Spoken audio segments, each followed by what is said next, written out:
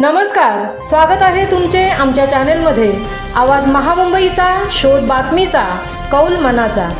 चला तर मग आमचे चॅनेल शेअर करा, लाईक करा आणि सबस्क्राइब करा।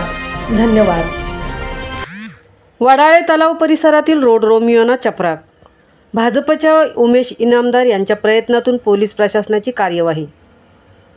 पनवेलमधील वडाळे तलाव परिसरात वेगाने गाडी चालवणे आणि मोठ्या आवाजात हॉर्न वाजवणे, दुचाकीचे स्टंट करणे अशा रोड रोमियोना भाजपच्या उमेश इनामदार यांच्या प्रयत्नातून पोलीस प्रशासनाकडून चांगलीच चपराक बसवली आहे।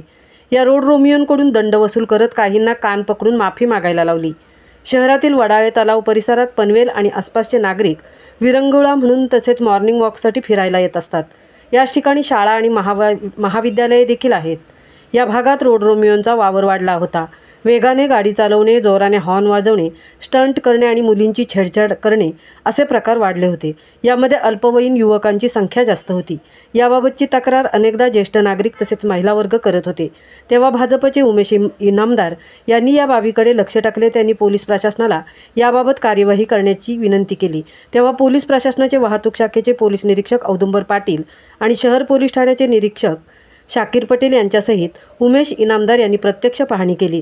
तेव्हा काही युवक वेगात गाडी चालवताना, गाड्यांचे स्टंट करताना, तसेच हॉर्न जोरात वाजवताना आणि दुचाकीवर ट्रिपल सीट आढळून आले।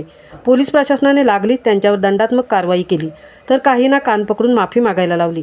या कार्यवाहीमुळे अशा रोड रोमियोंना आळा बसणार असून ही कारवाई म्हणजे चपराक असल्याचे बोलले जात आहे। यावेळी उमेश इनामदार यांच्यासोबत भाजपचे शहर उपाध्यक्ष केदार भगत आणि सचिन नाजरे हे देखील उपस्थित होते। आवाज महामुंबईचा चॅनेलसाठी संजय कदमसह तृप्ती होईर, पनवेल।